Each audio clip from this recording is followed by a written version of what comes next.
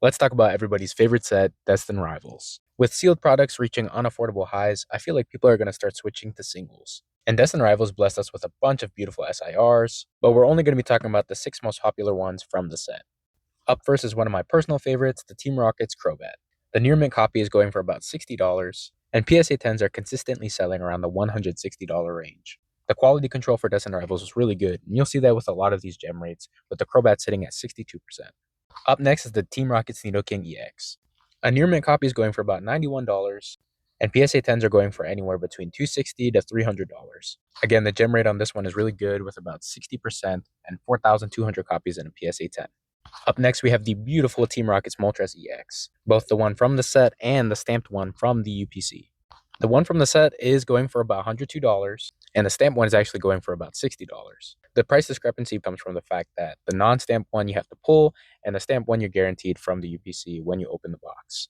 Interestingly enough, though, the one that you can pull is going for about $300 in a PSA 10, but the stamped one has sales from $400 to about $600.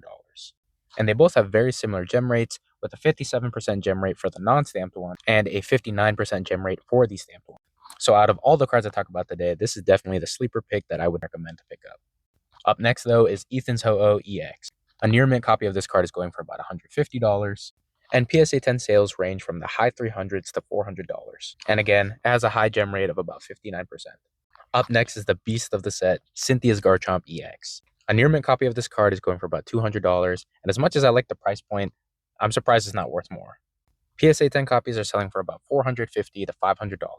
This card, along with all the other cards I mentioned in a PSA 10, are actually at the lowest price point that they've ever been.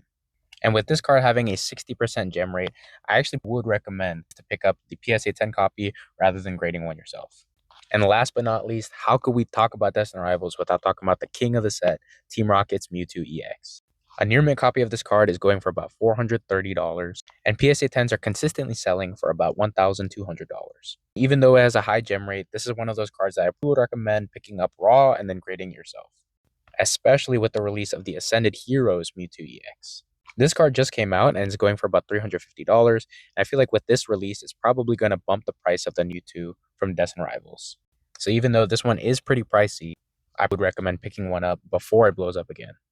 Let me know what you guys thought about the video, and I'll see you guys in the next one.